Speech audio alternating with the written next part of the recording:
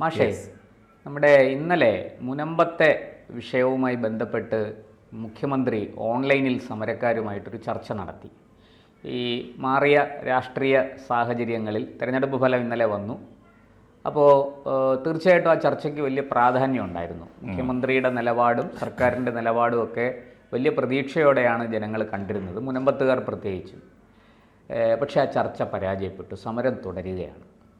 എന്താണ് ചർച്ച പരാജയപ്പെടാനുള്ള കാരണം? ഈ മുനമ്പത്തെ പാവങ്ങളുടെ ഭാവി എന്തായിത്തീരും? ആ ചോദ്യം ഇപ്പോഴും നിലനിൽക്കുന്നു എന്നുള്ളതാണ് കേരളത്തിൻ്റെ ഒരു സങ്കടം. യഥാർത്ഥ പ്രശ്നം മുനമ്പത്ത് ഇത്ര പ്രക്ഷുബ്ധമായ ഒരു സമരം നടക്കാൻ തുടങ്ങിയിട്ട് 44 ദിവസമായി. 44ാമത്തെ ദിവസമാണ് മുഖ്യമന്ത്രിക്കൊന്ന് ഓൺലൈനിലെങ്കിലും അവരോട് സംസാരിക്കണം തോന്നിയത്. അതെ, അതൊക്കെ ഒരു വല്ലാത്ത ഈ വിഷമം മനുഷ്യർ ഏത് സമരം ചെയ്യുന്നവരും വളരെ വൈകുന്നു, വല്ലാതെ വൈകിപ്പോയി. 44 ദിവസം കഴിഞ്ഞു. ഇപ്പോൾ ഇവരെ ഇനി 44 ദിവസം കഴിഞ്ഞപ്പോഴാണ് ഓൺലൈനിലെങ്കിലും ചർച്ച ചെയ്യുന്നത്. അതെന്തുകൊണ്ടാണ്? അന്ന് രാവിലെ ഓൺലൈനിൽ സമരക്കാരോട് സംസാരിക്കണമെന്ന് തോന്നിയത് അന്ന് രാവിലെ മന്ത്രിതല സമിതി തിരുവനന്തപുരത്ത് യോഗം ചേർന്നിട്ട് അന്ന് രാവിലെയാണോ തലേന്ന് വൈകുന്നേരം 4 മണിക്കല്ലേ, മിനിഞ്ഞാന്ന് വൈകുന്നേരം 4 മണിക്ക് മന്ത്രിതല സമിതി യോഗം ചേർന്നു. വളരെ നിർണായകമായ കുറേയേറെ തീരുമാനങ്ങളെടുത്തു. ആ തീരുമാനങ്ങളൊന്നും തന്നെ സമിതിക്ക് സ്വീകാര്യമായില്ല, സമരസമിതിക്ക് സ്വീകാര്യമായില്ല. അവർ സമരവുമായി മുന്നോട്ട് പോകുമെന്ന് പ്രഖ്യാപിച്ചു. അപ്പോഴാണ് യഥാർത്ഥത്തിൽ അവരുമായി സംസാരിക്കണം എന്ന് ഓൺലൈനിലെങ്കിലും തീരുമാനിക്കുന്നത്. സത്യത്തിൽ ഓൺലൈനിൽ മതിയോ? ഈ സംസ്ഥാനത്ത് ഒരു പ്രധാനപ്പെട്ട ഒരു പ്രശ്നം, അടിസ്ഥാന വർഗം, മത്സ്യത്തൊഴിലാളികളുടെ ഒരു അടിസ്ഥാന പ്രശ്നം, അവരുടെ കിടപ്പാടം നഷ്ടപ്പെടുന്ന പ്രശ്നം 1-2 മനുഷ്യൻ്റെ അല്ല, 10,000-ഓളം മനുഷ്യൻ്റെ, 614 കുടുംബങ്ങളുടെ, കുറേ വ്യാപാരികളുടെ ഒക്കെ പ്രശ്നം തന്നെയാണല്ലോ. അങ്ങനെ ഒരു ഗുരുതരമായ പ്രശ്നം ഉണ്ടായിട്ട് അവരെ നേർക്കുനേരെ ചർച്ചയ്ക്ക് വിളിക്കാമായിരുന്നു. അതിന് പറയുന്നത് ഇപ്പോൾ ഈ വിഷയം ചർച്ച ചെയ്യാൻ ഇലക്ഷൻ കഴിയട്ടെ എന്ന് വിചാരിക്കേണ്ട കാര്യമൊന്നുമില്ല. ഒന്ന് ഇലക്ഷൻ നടക്കുന്നത് ഒന്നുകിൽ ചേലക്കരയിലാണ്, അല്ലെങ്കിൽ പാലക്കാട്ടാണ്, അല്ലെങ്കിൽ വയനാട്ടിലാണ്. മുഖ്യമന്ത്രിക്ക് ഈ ഒരു യോഗം വിളിക്കാനും മന്ത്രിമാർ കിലോമീറ്ററുകൾ ദൂരം ഇതിൽ പങ്കെടുക്കേണ്ട 2-3 മന്ത്രിമാർ, എറണാകുളത്തുള്ള മന്ത്രി പി രാജീവ്, അതുപോലെ റവന്യൂ മന്ത്രി രാജൻ, വഖഫ് മന്ത്രി അബ്ദുറഹ്മാൻ, ഇതിൽ 3 പേരെയായാലും വേണ്ടതുള്ളൂ. മുഖ്യമന്ത്രി ഉണ്ടായാൽ നന്നായി. അപ്പോൾ അവർക്ക് ആ യോഗം എന്നോ വിളിക്കാമായിരുന്നു, വൈകിപ്പോയി എന്നുള്ളത് ഒരു വസ്തുത. 2, ഈ മന്ത്രിതല സമിതി എടുത്തൊരു തീരുമാനം, ഏറ്റവും പ്രധാനപ്പെട്ട തീരുമാനം, ഒരു അന്വേഷണ കമ്മീഷൻ, ഒരു പുതിയ ജുഡീഷ്യൽ കമ്മീഷനെ വെച്ചു. ഹൈക്കോടതിയുടെ ആക്ടിംഗ് ചീഫ് ജസ്റ്റിസ് ആയിരുന്ന റിട്ടയർഡ് ജസ്റ്റിസ് രാമേന്ദ്രൻ നായരെ ജുഡീഷ്യൽ കമ്മീഷൻ നിയമിച്ചു. ജുഡീഷ്യൽ കമ്മീഷനെ നിയമിച്ചത് തന്നെ ഇവരെ പരിഭ്രാന്തരാക്കി. കാരണം ഒരു ജുഡീഷ്യൽ കമ്മീഷനാണ് ഈ കോലാഹലം മുഴുവൻ ഉണ്ടാക്കി വെച്ചത്, ജസ്റ്റിസ് M.A. നിസാർ കമ്മിറ്റി. ആ കമ്മിറ്റി റിപ്പോർട്ടും അതുണ്ടാക്കിയ കോലാഹലങ്ങളും, അത് മന്ത്രിസഭയിൽ വെച്ച് മന്ത്രിസഭ നടത്തിയ അതിന് കൊടുത്ത അംഗീകാരവും പ്രഖ്യാപനവും, അതൊക്കെയാണ് ഇവരുടെ ഈ ഇന്നത്തെ അവസ്ഥയിലേക്ക് അവരെ എത്തിച്ചത്. അപ്പോൾ ഇനിയും ഒരു ജുഡീഷ്യൽ കമ്മീഷൻ എന്ന് കേട്ടപ്പോൾ അവർ ബേജാറായി, പേടിച്ചുപോയി. സ്വാഭാവികമായിട്ടും ന്യായമാണ്, ആശങ്ക വർദ്ധിച്ചു. അപ്പോൾ അതുകൊണ്ടാണ് ജുഡീഷ്യൽ കമ്മീഷൻ ശരിയാവില്ല എന്ന് പറഞ്ഞത്. അപ്പോൾ ഇതിൽ ജുഡീഷ്യൽ കമ്മീഷൻ എന്ന് കേട്ടപ്പോൾ ഉണ്ടായ ഒരു അങ്കലാപ്പ് മാത്രമല്ല, ജുഡീഷ്യൽ കമ്മീഷൻ ഒരു പ്രധാനപ്പെട്ട കാര്യം, ജുഡീഷ്യൽ കമ്മീഷൻ്റെ റിപ്പോർട്ടിന് ഇവർക്ക് അനുകൂലമാണെങ്കിൽ പോലും സമയമെടുക്കും. അന്ന് വൈകുന്നേരം തന്നെ അതെ, ജുഡീഷ്യൽ കമ്മീഷന് ഞങ്ങൾ 3 മാസമാണ് സമയം കൊടുത്തിരിക്കുന്നത് മുഖ്യമന്ത്രി പറഞ്ഞെങ്കിലും കമ്മീഷനായിട്ട് നിയമിക്കപ്പെട്ട രാമേന്ദ്രൻ നായർ അപ്പോൾ തന്നെ പത്രക്കാരോട് പറഞ്ഞു, അതൊരു ചടങ്ങാണ് മക്കളെ, 3 മണിക്കൂർ 3 മാസം എന്നൊക്കെ പറയും. 3 മാസം ആകുന്നതിന് മുമ്പ് തന്നെ ഞങ്ങൾ സമയം നീട്ടി ചോദിക്കും. കാരണം ഈ കമ്മീഷൻ എന്ന് പറയുന്ന വലിയൊരു വെള്ളാനാണ്. ഭീകരമായി നമ്മുടെ നികുതി പണം തിന്നു തീർക്കുന്ന ഒരു സാധനമാണ് അന്വേഷണ കമ്മീഷനുകളൊക്കെ. കേരളത്തിന്റെ ചരിത്രത്തിലെ അന്വേഷണ കമ്മീഷനുകളിൽ മഹാഭൂരിപക്ഷം കൊണ്ട് ഒരു പ്രയോജനം ഉണ്ടായിട്ടില്ല. ഇപ്പോഴും പൊടി പിടിച്ച് അട്ടത്ത് കിടക്കാണ്, ഒരു പ്രയോജനം. പക്ഷേ ആകെയുള്ള ഗുണം കമ്മീഷനാണ് ഗുണം. കമ്മീഷന് ആ വിഷയത്തിന് കുറച്ചുകൂടെ ഗൗരവം വരും, എന്നുള്ളത് മാത്രമാണ് ഗുണം. പിന്നെ കമ്മീഷൻ അതൊരു വലിയ, അവർക്കൊരു പ്രത്യേകിച്ച് റിട്ടയർ ചെയ്ത് പെൻഷനും വാങ്ങി ചോറി പിടിച്ച് വീട്ടിലിരിക്കുന്ന ജസ്റ്റിസുമാർക്ക് പണി കൊടുക്കുന്നൊരു പണിയാണത്. ഇത് വലിയ ആനുകൂല്യങ്ങൾ കൊടുക്കും. അതാണ് ഈ സ്പെഷ്യൽ കമ്മീഷൻ്റെ ഒരു സൗകര്യം. പക്ഷേ അതോടുകൂടി തന്നെ അവർ സമരം തുടരാൻ തീരുമാനിച്ചു. ജുഡീഷ്യൽ കമ്മീഷൻ ശരിയാവില്ല, ഇനി ഇത് തന്നെ അവരുടെ അന്വേഷണം എന്ന് തീരും, എന്ന് റിപ്പോർട്ട് കിട്ടും, കിട്ടിയാൽ തന്നെ ഞങ്ങൾക്ക് അനുകൂലമാവോ പ്രതികൂലമാവോ പിന്നെ നിയമപ്രകാരം എന്താണ് ജുഡീഷ്യൽ കമ്മീഷനെ ഏൽപ്പിച്ചിട്ടുള്ളത്? ജുഡീഷ്യൽ കമ്മീഷനെ ഏൽപ്പിച്ചിട്ടുള്ളത് ഇതിൻ്റെ രേഖകൾ പരിശോധിക്കാനാണെങ്കിൽ അടിസ്ഥാന രേഖകളാണല്ലോ ഈ കൃത്രിമമായിട്ട് പലപ്പോഴും പല രേഖകളും ഫാബ്രിക്കേറ്റഡ് ആണ് ഒന്ന്. വേറൊന്ന്, ഇതിൻ്റെ അടിസ്ഥാന പ്രശ്നം വഖഫാണ്, അത് നിയമമാണ്. നിയമപ്രശ്നം നിലനിൽക്കുമ്പോൾ ഒരു ജുഡീഷ്യൽ ഉദ്യോഗസ്ഥൻ വന്നാൽ നിയമം നോക്കിയല്ലേ തീരുമാനം, യാഥാർത്ഥ്യം പരിഗണിച്ചിട്ടല്ലല്ലോ, അതിൽ കഷ്ടപ്പെടുന്നവൻ്റെ വേദനയല്ലല്ലോ പരിഗണിക്കുക. അങ്ങനെ വരുമ്പോൾ ഞങ്ങൾക്കെതിരായിരിക്കും എന്നവർക്ക് തോന്നി. ഇതിനൊക്കെ പുറമെ പത്രങ്ങൾ വേണ്ട വിധം പറയാത്ത ഗുരുതരമായ ഒരു പ്രശ്നം കൂടി ഉണ്ടായി. അതാണ് ഇതിൽ നമ്മൾ പ്രത്യേകിച്ച് പുറത്തു കൊണ്ടുവരേണ്ട ഒരു കാര്യം. ഇന്നലെ മുഖ്യമന്ത്രി ഒടുവിൽ തീരുമാനിച്ചു ഓൺലൈനിലെങ്കിലും ഇവരോട് സംസാരിക്കാം. ഓൺലൈനിൽ സംസാരിച്ചപ്പോൾ സമരസമിതി മുഖ്യമന്ത്രിയോട് എന്തുകൊണ്ട് ഞങ്ങൾ സമരം തുടരുന്നു എന്നതിൻ്റെ കാരണങ്ങൾ അക്കമിട്ട് മുഖ്യമന്ത്രിക്ക് എഴുതി കൊടുക്കുകയും പറയുകയും ചെയ്തിട്ടുണ്ട്. അതിലൊരു പ്രധാനപ്പെട്ട കാരണം ഈ ജുഡീഷ്യൽ കമ്മീഷൻ പ്രഖ്യാപിക്കുക മാത്രം ചെയ്തിട്ടുള്ളൂ. ഒരു പക്ഷേ ഉത്തരവ് പോലും അദ്ദേഹത്തിന് കിട്ടിയിട്ടുണ്ടാവില്ല, ജസ്റ്റിസ് രാമേന്ദ്രൻ നായർക്ക്. അതിനു മുമ്പ് ഈ രാമേന്ദ്രൻ നായർ നടത്തിയ പ്രസ്താവനകളാണ് ഇവരെ വലിയ അപകടത്തിലാക്കിയത്. അതിനു മുമ്പ് തന്നെ കമ്മീഷനായി ഇദ്ദേഹം ആക്ഷൻ തുടങ്ങി. ജുഡീഷ്യൽ കമ്മീഷനെ നിയമിച്ചുകൊണ്ടുള്ള സർക്കാർ ഉത്തരവ് ഇറങ്ങിയിട്ടില്ല, ഒന്ന്. രണ്ട്, ടേംസ് ഓഫ് റെഫറൻസ് മുഴുവൻ തീരുമാനിക്കണം.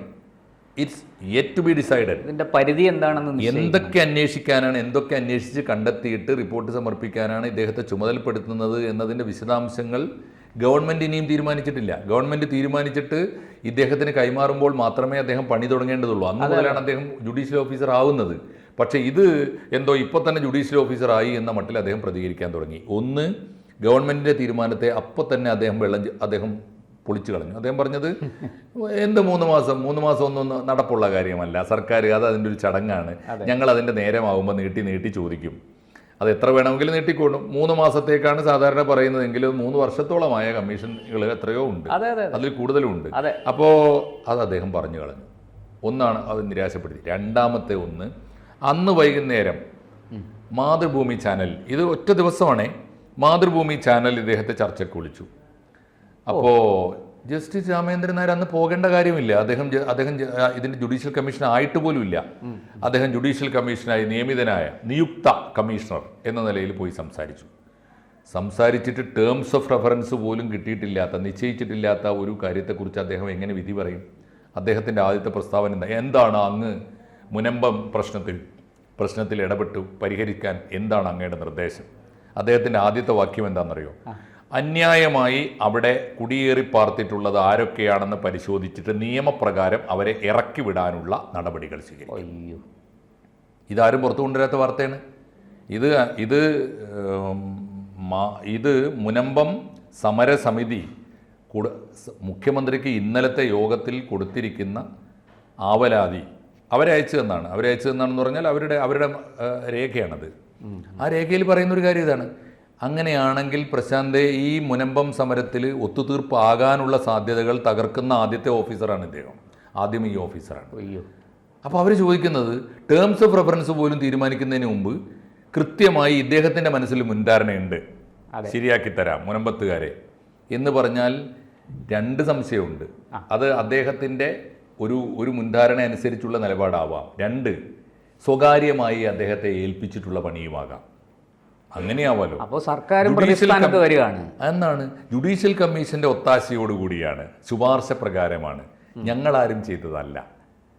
ജുഡീഷ്യൽ കമ്മീഷന്റെ നിർദ്ദേശപ്രകാരമാണ് ഞങ്ങൾ ഇറക്കി വിടുന്നത്. അയ്യോ, അത് വലിയ അപകടം ഉണ്ടാക്കും.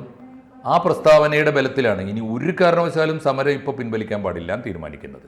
വേറൊരു കാര്യം, ഭാഗത്ത് ന്യായമുണ്ട്, മുനമ്പത്തുകാരുടെ ഭാഗത്ത് ന്യായമുണ്ട്. തീർച്ചയായിട്ടും ഇതാണ് കാരണമെങ്കിൽ ന്യായമുണ്ട്.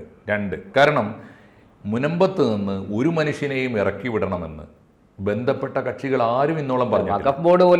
വഖഫ് ബോർഡ് പറഞ്ഞിട്ടില്ല, ഫറൂഖ് കോളേജ് പറഞ്ഞിട്ടില്ല, മുസ്ലിം സംഘടനകൾ ആരും പറഞ്ഞിട്ടില്ല, വഖഫ് മന്ത്രിയും പറഞ്ഞിട്ടില്ല, സർക്കാരും പറഞ്ഞിട്ടില്ല. ആരും പറയാത്ത ഒന്ന് സർക്കാരിന് വേണ്ടി എന്ന വ്യാജേന ഈ നിയുക്ത ജുഡീഷ്യൽ കമ്മീഷൻ പറയുകയാണ്. അതാണ് അവരുടെ സംശയാസ്പദമാണ്, ഏറ്റവും സംശയാസ്പദമാണ്. ഒന്ന്.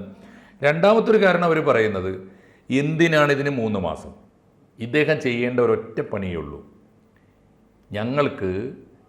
ഞങ്ങൾ മുനമ്പം പ്രദേശത്തെ ഈ പഴയ കണക്കിലെ 405 ഏക്കർ ഭൂമി, ഇപ്പോഴത്തെ കണക്കിൽ 114 അന്ന് ജലീൽ സാറിന്റെ ഇന്നലെ നമ്മൾ പുറത്തു കൊണ്ടുവന്ന രേഖ അനുസരിച്ച് 151 ഏക്കർ ഭൂമി 1950-ലെ.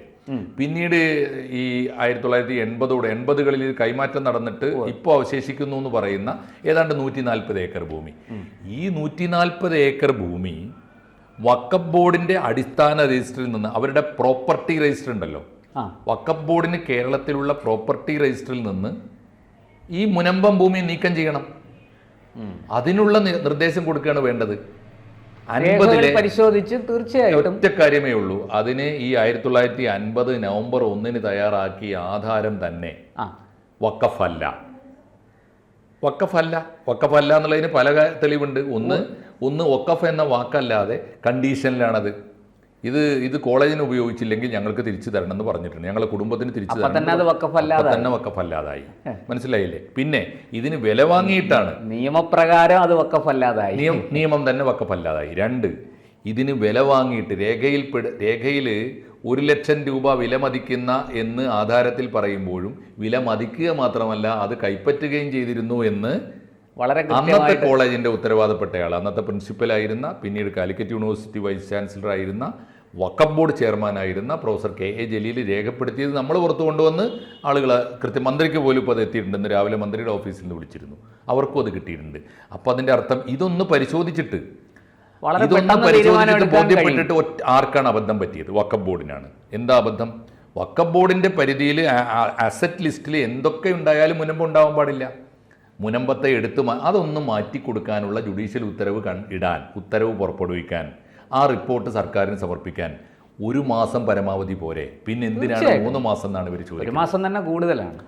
അതാണ് ഈ സമരം. പക്ഷേ അപ്പോൾ ഈ മുനമ്പം സമരം ഇപ്പോഴും സംഘർഷത്തിലേക്ക് പോകാതെ നിൽക്കുന്നത് ഭാഗ്യമാണെന്നേ പറയണ്ടു. തീർച്ചയായിട്ടും. ഇപ്പോൾ കാരണം ഈ തരത്തിലാണ് മുനമ്പത്തുകാരെ ട്രീറ്റ് ചെയ്യുന്നതെങ്കിൽ, അവരോട് ഇടപെടുന്നതെങ്കിൽ ഈ സമരം നമ്മൾ പറഞ്ഞതുപോലെ ഒരു വിമോചന സമരത്തിന്റെ വെടിമരുന്നാണ്. കൂടുതൽ പ്രക്ഷുബ്ധമാവാനാണ് സാധ്യത. ഒറ്റ കാര്യം കൂടി പറയുന്നുണ്ട് അവര്. പ്രിയപ്പെട്ട സാറേ, CM-നോട് പറയാണ്, മുഖ്യമന്ത്രിയോട് അവർ പറയുന്നുണ്ട്, ഈ സമരം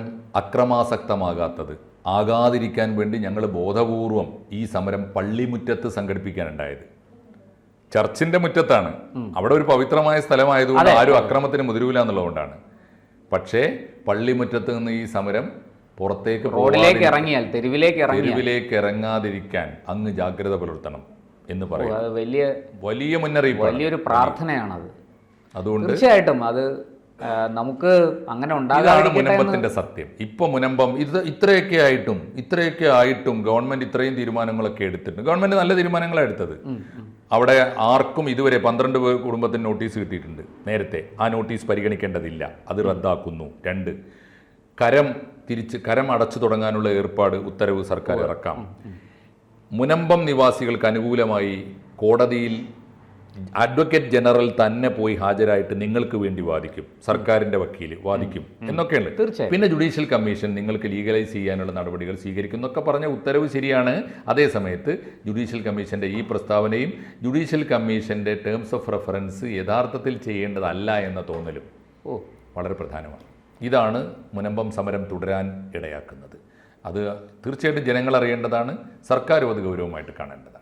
എന്തായാലും നമുക്ക് ജുഡീഷ്യൽ കമ്മീഷന്റെ ഈ വളരെ നിരുത്തരവാദപരമായ ഒരു പ്രസ്താവനയായിപ്പോയി. അത് ആ ചാനൽ ചർച്ചയിൽ ആ പ്രകടനം അങ്ങേയറ്റം അത് കുറ്റകരമായി. നിരുത്തരവാദം മാത്രമല്ല, അദ്ദേഹം കുറ്റകരമാണത്. ഒരു കാരണവശാൽ ഈ സമരം ഇത്ര പ്രക്ഷുബ്ധമായി നിൽക്കുമ്പോൾ ദീനമായി നിലവിളിക്കുന്ന ഒരു വലിയ വിഭാഗം മനുഷ്യരുടെ വേദന പോലും അദ്ദേഹത്തിന് ഇന്നലെ മനസ്സിലാക്കാൻ പറ്റിയില്ലെങ്കിൽ ഇനി അദ്ദേഹം കമ്മീഷനായിട്ട് ചുമതല എടുത്താൽ എന്ന് മനസ്സിലാവും. വളരെ ദയനീയമായൊരു വിഷയമാണ്. മുനമ്പത്തുകാരോട് ആത്മധൈര്യം കൈവിടാതെ, ആത്മവിശ്വാസം കൈവിടാതെ സമാധാനത്തിന്റെ മാർഗത്തിൽ അവർ സമരം ചെയ്യട്ടെ എന്ന് മാത്രം. മുനമ്പത്തുകാരുടെ പ്രഖ്യാപനം ശരിയാണെന്നാണ് എനിക്ക് തോന്നുന്നത്. അവർ പറയുന്നത് വഖഫിന്റെ അസറ്റ് രജിസ്റ്ററിൽ നിന്ന് മുനമ്പം നീക്കം ചെയ്യുന്നത് വരെ ഞങ്ങൾ സമരം തുടരുന്ന